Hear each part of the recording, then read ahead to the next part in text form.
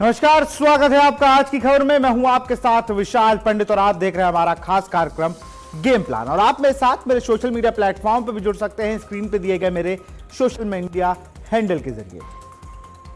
IPL Bharat में खेले जाने वाली ये लीग पूरे दुनिया में मशहूर है और पूरी दुनिया की नजर इस लीग पे रहती है। कई टैलेंटेड प्लेयर इस लीग से निकले हैं जो आज अलग अलग टीमों में, सिर्फ भारत के नहीं, शेन वॉटसन भी जब टीम में सिलेक्ट नहीं हो रहे थे तो आईपीएल में उनका सिलेक्शन हुआ था और बाद में ऑस्ट्रेलिया की बैकबोन बने। हमने देखा मोइन अली, ऐसे तमाम प्लेयर हैं। इंडिया की प्लेयर की अगर हम बात करें तो यहां पर आप देखिए वैभव सूर्यवंशी हैं, रविंद्र जडेजा। पार्थिव पटेल को जब कमबैक करना था तो वो लीग काम आई। दिनेश कार्तिक का कमबैक इस लीग ने कराया। अंबाती रायडू, केदार जाधव, तमाम नाम है। या तो उन्होंने डेब्यू कर लिया, अगर उनकी फॉर्म खराब थी तो वो इस लीग में अच्छा परफॉर्म करके टीम इंडिया तक आ गए। लेकिन उसी से जुड़ा एक बड़ा अपडेट हम आपके बीच लेकर आए हैं। आईपीएल 2027 को लेकर एक बड़ा अपडेट सामने आया है। भारतीय क्रिकेट बोर्ड यानी बीसीसीआई ने टूर्नामेंट के शेड्यूल में बड़ा बदलाव करने की तैयारी कर ली है। अगर प्रस्ताव को मंजूरी मिलती है तो आईपीएल का 20वां सीजन मार्च के आखिरी सप्ताह के बजाय 10 मार्च के आसपास शुरू होगा और 15 मई तक समाप्त कर दिया जाएगा। बीसीसीआई सचिव देवजीत सैकिया ने संकेत दिए हैं कि खिलाड़ियों और दर्शकों को भीषण गर्मी तथा प्री मानसून बारिश से बचाने के लिए बोर्ड नए कैलेंडर पर गंभीरता से विचार कर रहा है। पिछले कुछ वर्षों में आईपीएल के दौरान कई शहरों में तापमान 40 से 45 डिग्री सेल्सियस तक पहुंच गया, जिससे खिलाड़ियों और दर्शकों दोनों को परेशानियों का सामना करना पड़ा। बीसीसीआई का मानना है कि मई के दूसरे पखवाड़े में कई हिस्सों में प्री मानसून बारिश शुरू हो जाती है, जिससे प्लेऑफ और फाइनल जैसे अहम मुकाबलों पर मौसम का असर पड़ सकता है। ऐसे में बोर्ड टूर्नामेंट को पहले शुरू कर सके समाप्त करने की रणनीति में आ गया। हालांकि आईपीएल में मैचों की संख्या 74 से बढ़ाकर 94 किए जाने की अटकलों को बीसीसीआई ने फिलहाल खारिज कर दिया है। बोर्ड का कहना है कि मौजूदा अंतर्राष्ट्रीय क्रिकेट कैलेंडर में 2 महीने की विंडो निकालना ही बड़ी चुनौती है। ये विंडो वो होती है जिसमें आपको कोई मेजर सीरीज होती नहीं दिख रही होंगी क्रिकेट प्लेइंग नेशन की। पाकिस्तान उसमें अलग है, बांग्लादेश इस सीजन खेला नहीं था तो वो भी इस पूरी विंडो से बाहर है। और आपको बता दें, इसके अतिरिक्त मैच जोड़ना व्यवहारिक नहीं होगा, ऐसा बीसीसीआई का कहना है। यानी 2027 में आईपीएल का 20वां सीजन नए शेड्यूल के साथ और भी खास अंदाज में देखने को मिल सकता है। आपको बता दें, जिस तरीके से आईपीएल की लोकप्रियता बढ़ रही है, उस आधार पर यह फैसला लिया गया है और लगभग इस पे आधिकारिक पुष्टि भी कुछ ही दिनों में हो जाएगी, जब एजीएम या जब बीसीसीआई के ऑफिशियल्स एक मीटिंग में मिलेंगे। अब आगे बढ़ेंगे और अब बात करेंगे महिला टी20 विश्व कप की, जहां रिकॉर्ड की छड़ी लगती नजर आ रही है। जी हां, महिला टी20 विश्व कप 2026 में भारतीय टीम का शानदार प्रदर्शन जारी है। टीम इंडिया ने अपने 10वें मुकाबले में नीदरलैंड को 95 रन के बड़े अंतर से हराकर टूर्नामेंट में दमदार जीत दर्ज की। इस मुकाबले में जीत के साथ साथ भारतीय स्टार ऑलराउंडर दीप्ति शर्मा ने भी एक बड़ा रिकॉर्ड अपने नाम कर लिया। दीप्ति शर्मा अब महिला अंतर्राष्ट्रीय क्रिकेट में सबसे ज्यादा विकेट लेने वाली गेंदबाजों की सूची में संयुक्त रूप से पहले स्थान पर पहुंच गई हैं। नीदरलैंड्स के खिलाफ एक विकेट हासिल करते ही उन्होंने पूर्व भारतीय दिग्गज गेंदबाज झुलन गोस्वामी को 355 विकेट के रिकॉर्ड की बराबरी कर ली। अब दोनों भारतीय क्रिकेटरों की अगर बात करें तो 355 विकेट के साथ इस सूची में संयुक्त रूप से टॉप पर है। मैच की बात करें तो भारत ने पहले बल्लेबाजी करते हुए 20 ओवर में 5 विकेट खोकर 209 रन बनाए। सलामी बल्लेबाज मंदना ने 47 गेंदों पर 74 रन की शानदार पारी खेली, जिसमें 11 चौके और 1 छक्का शामिल रहा। वहीं शिफाली वर्मा ने 38 गेंदों में 55 रन बनाकर टीम को मजबूत शुरुआत दिलाई। दोनों बल्लेबाजों ने पहले विकेट के बाद 115 रन की साझेदारी की। मध्यम वर्ग की अगर बात की जाए तो यहां जेमिया रोड्रिग्स और ऋचा घोष और कप्तान हरमनप्रीत कौर ने भी उपयोगी योगदान दिया। जवाब में नीदरलैंड की टीम भारतीय गेंदबाजों के सामने टिक नहीं सकी और 95 रन से मुकाबले को गंवा दिया। इस जीत के साथ ही भारतीय टीम ने टूर्नामेंट में अपनी स्थिति और मजबूत कर ली है। वहीं दीप्ति शर्मा का रिकॉर्ड भारतीय महिला क्रिकेट के लिए एक और गौरवपूर्ण उपलब्धि बन गया है और दीप्ति शर्मा इस वर्ल्ड कप में मुझे लगता है झूलन गोस्वामी के रिकॉर्ड को पास कर जाएंगी और अंतर्राष्ट्रीय महिला क्रिकेट में सबसे ज्यादा विकेट लेने वाली गेंदबाज बन जाएगी। अब जरा बात करेंगे T20 की ही हम बात कर रहे हैं, T20 लीग्स की बात कर रहे हैं, तो एक स्टेट लीग के लिए बड़ा बवाल मच गया है। कई खिलाड़ी और कई पूर्व खिलाड़ी और एक्टर्स को नोटिस जारी कर दिया गया। जी हाँ, हम बात कर रहे हैं तेलंगाना में प्रस्तावित तेलंगाना T20 क्रिकेट लीग अब बड़े कानूनी विवाद में घिर गई है। तेलंगाना क्रिकेट एसोसिएशन यानी TCA ने इस लीग को लेकर साउथ सिनेमा क्रिकेट जगत की कई बड़ी हस्तियों को कानूनी नोटिस भेजा है। नोटिस पाने वालों में अभिनेता विजय देवरकोंडा, वेंकटेश हैं और भारतीय क्रिकेटर मोहम्मद सिराज, अंबाती रायडू और तिलक वर्मा शामिल हैं। TCA का आरोप है कि TG20 लीग को भारतीय क्रिकेट कंट्रोल बोर्ड यानी BCCI की आवश्यक मंजूरी प्राप्त नहीं है। इसके बावजूद इसका प्रचार प्रसार किया जा रहा है। एसोसिएशन का कहना है कि बिना आधिकारिक मान्यता वाली किसी लीग को बढ़ावा देना खेल नियमों का गंभीर उल्लंघन हो सकता है। TCA ने अपने नोटिस में हैदराबाद क्रिकेट एसोसिएशन की भूमिका पर भी सवाल उठाया। आरोप लगाया कि HCA ने BCCI की अनुमति के बिना ही कॉरपोरेट कंपनियों के साथ मिलकर इस लीग की व्यावसायिक संचालन की प्रक्रिया शुरू की। एसोसिएशन का मानना है कि इससे क्रिकेट प्रशासन की पारदर्शिता और नियमों की विश्वसनीयता पर सवाल खड़े होते हैं। TCA ने आगे कहा कि जब किसी आयोजन को आधिकारिक मान्यता प्राप्त नहीं होती है, तब उससे जुड़ी बड़ी हस्तियों का प्रचार आम लोगों और क्रिकेट प्रेमियों को भ्रमित कर सकता है। यही वजह है कि एसोसिएशन ने इस मामले को गंभीरता से लेते हुए कानूनी कदम उठाया है। फिलहाल नोटिस मिलने के बाद अभिनेता विजय देवरकोंडा, वेंकटेश या क्रिकेटर मोहम्मद सिराज, अंबाती रायडू और तिलक वर्मा की ओर से कोई आधिकारिक प्रतिक्रिया सामने नहीं आई है। हालांकि मामला अब खेल और मनोरंजन जगत के दोनों में चर्चा का विषय बन गया है। दिलचस्प बात यह है कि यह विवाद ऐसे समय आया है जब विजय देवरकोंडा बहुप्रतीक्षित फिल्म रणबाली की शूटिंग में व्यस्त हैं, जबकि वेंकटेश भी अपनी नई फिल्म प्रोजेक्ट में व्यस्त चल रहे हैं। ऐसे में यह देखना अहम होगा कि आने वाले दिनों में संबंधित पक्ष इस कानूनी नोटिस पर क्या जवाब देता है और TG20 लीग का भविष्य किस दिशा में आगे बढ़ता है।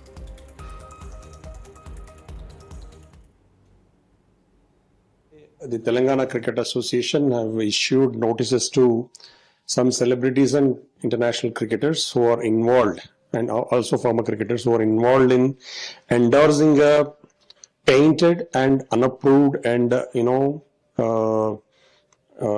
unpopular. I would say they want to make it popular. The Hyderabad Cricket Association conducting TG20 League, which has changed its names in due course from Telangana Premier League to TTL to then they changed it to some other TG20 Premier League to now TG20.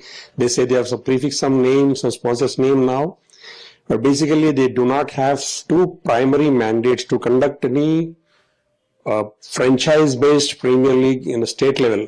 All the BCCI members, they should adopt two rules. Rule number 28, the governing council which is supposed to conduct this league, organize this league, has to be elected by the association's general body in an annual general body meeting, and the chairman of this league it's a mandatory that the chairman of the league should be elected by the general body of the association, which did not happen. Because you know what is happening in Hyderabad? In last 1.5 to 2 years, there were many criminal misappropriations, financial misappropriations, maladministration complaints. Several litigations are being filed on each other. Members of Hyderabad Cricket Association within themselves are fighting, and also Telangana Cricket Association is also, fighting for the rights, fundamental rights, and also the constitutional mandate that the newly formed Telangana state should get its own membership. And Hyderabad is coming in its way by practical ways, methods, as well as its membership, its activity. Everything in Hyderabad is by its birth confined to Hyderabad city. तो एक तरफ आप देख रहे थे कि जहां Telangana T20 league को कानूनी पचड़े में पड़ना पड़ गया है। भाई कोई उनके पास ऑफिशियली वो नहीं है कि आप जाके करा सकते हैं, किसी ऑफिशियल ने कहा नहीं है। तो खैर तेलंगाना क्रिकेट बोर्ड ने, बाकायदा एसोसिएशन ने, उन्होंने एक नोटिस दे दिया है, उसका जवाब देंगे। लेकिन एक लीग और है जिसका इंतजार बेसब्री से उत्तर प्रदेश का हर खिलाड़ी और हर क्रिकेट फैन कर रहा है, और इस बार ये लीग लखनऊ में ना होकर कानपुर में हो रही है। कानपुर के क्रिकेट प्रेमियों के लिए बड़ी खुशखबरी है। शहर को ऐतिहासिक ग्रीन पार्क स्टेडियम में एक बार फिर क्रिकेट के रोमांच से गुलजार होने जा रहा। आगामी 14 अगस्त से उत्तर प्रदेश T20 लीग का आगाज होगा। जिसमें यूपी की 6 टीमें खिताब के लिए जोर आजमाइश करती नजर आएंगी। इस बार लीग को और ज्यादा दर्शक हितैषी बनाने के लिए तैयारी की गई है। आपको बता दें, आयोजकों का प्रयास है कि ज्यादा से ज्यादा लोग स्टेडियम पहुंचकर मुकाबले का आनंद लें। खास तौर पर छात्रों के लिए टिकट बेहद किफायती रखने की योजना की गई है। जानकारी के मुताबिक स्टूडेंट गैलरी के टिकट 100 से भी कम कीमत पर उपलब्ध कराए जा सकते हैं। यूपी T20 लीग के चेयरमैन डॉक्टर संजय कपूर ने बताया कि स्टूडेंट, फैमिली और कॉर्पोरेट बॉक्स के साथ वीआईपी और वीवीआईपी दर्शक दीर्घाओं को भी नए स्वरूप में तैयार किया जा रहा है। परिवारों के लिए विशेष फैमिली स्टैंड और कॉर्पोरेट वर्ग के लिए आकर्षक सुविधाएं उपलब्ध कराई जाएंगी। इस सीजन में Kanpur superstars, Mavericks, Noida super Kings, Lucknow और गोरखपुर लायंस और काशी रुद्राज जैसी टीमें मैदान में उतरेंगी। आयोजकों की उम्मीद है कि लीग के दौरान हर मैच में 8 से 10 हजार दर्शक स्टेडियम पहुंचेंगे, जबकि प्लेऑफ और फाइनल मुकाबले में भारी भीड़ देखने को मिल सकती है। फिलहाल ग्रीन पार्क में तैयारियां तेज कर दी गई हैं और टिकट की दरों के साथ ऑनलाइन बुकिंग प्रक्रिया की घोषणा जल्द की जाएगी। यानी अगस्त में कानपुर क्रिकेट के एक बड़े उत्सव का गवाह बनने जा रहा है। पिछले दिनों भारत ए और श्रीलंका ए के बीच हुए विवाद में अब बड़ा अपडेट सामने आया। जी हां, उन युवा बल्लेबाज वैभव सूर्यवंशी और श्रीलंकाई खिलाड़ी के बीच हुई मैदान पर बहस को लेकर चल रही चर्चाओं पर अब बीसीसीआई ने स्थिति साफ कर दी है। बीसीसीआई सचिव देवजीत साकिया ने कहा है कि मैदान पर हुई किसी भी घटना पर फैसला लेने का अधिकार मैच रेफरी और अंपायरों के पास होता है। ऐसे में मामले में बीसीसीआई किसी तरह का हस्तक्षेप नहीं करेगी। सैकिया ने आगे कहा कि सोशल मीडिया पर चल रही उन खबरों को खारिज भी कर दिया है जिनमें बीसीसीआई की ओर से कार्रवाई किए जाने की बात कही जा रही थी। उन्होंने कहा कि बोर्ड मैच अधिकारियों के अधिकार क्षेत्र में दखल नहीं देगा। बीसीसीआई सचिव के मुताबिक आईसीसी नियमों और क्रिकेट के निर्धारित प्रावधानों के तहत मैदान पर होने वाली घटनाओं का फैसला मैच रेफरी और अंपायर ही करते हैं। उन्होंने साफ किया कि वैभव सूर्यवंशी से जुड़े इस मामले में बीसीसीआई की ओर कोई भूमिका नहीं है और सोशल मीडिया पर चल रही कार्रवाई की बातें निराधार हैं। तो इस तरीके से होता है, आप देखिए।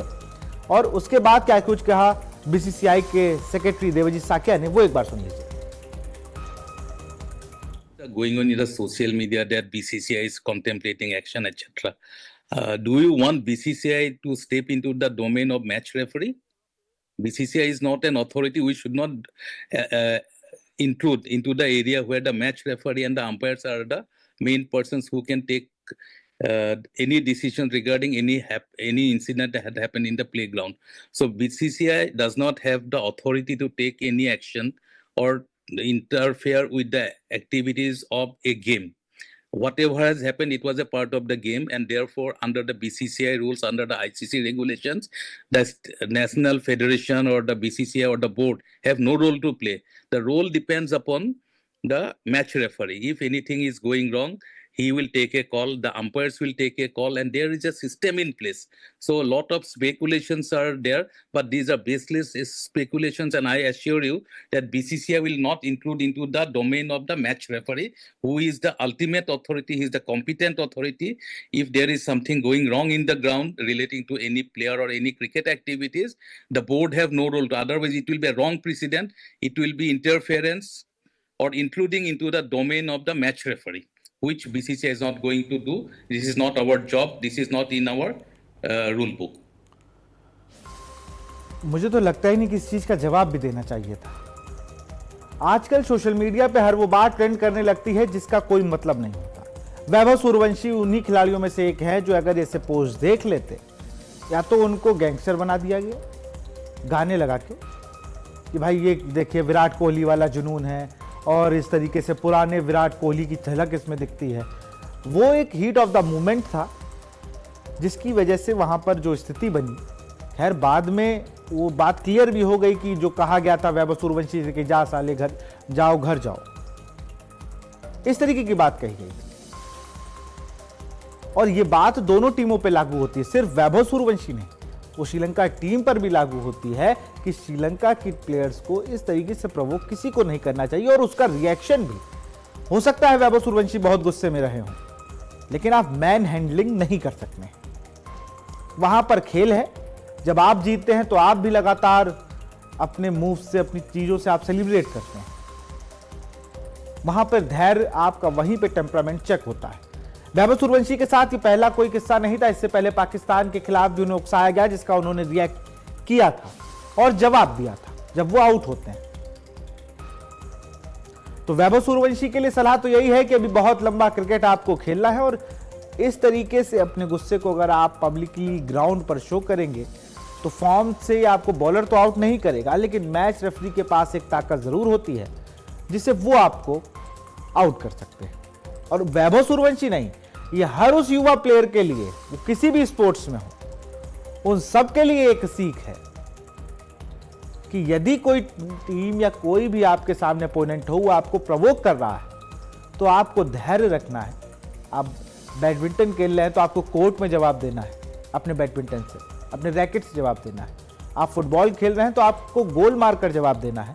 और अगर आप क्रिकेटर हैं तो आप चाहे बल्लेबाज हो तो बल्ले से और गेंदबाज है तो गेंद से जवाब देने के लिए तैयार रखें।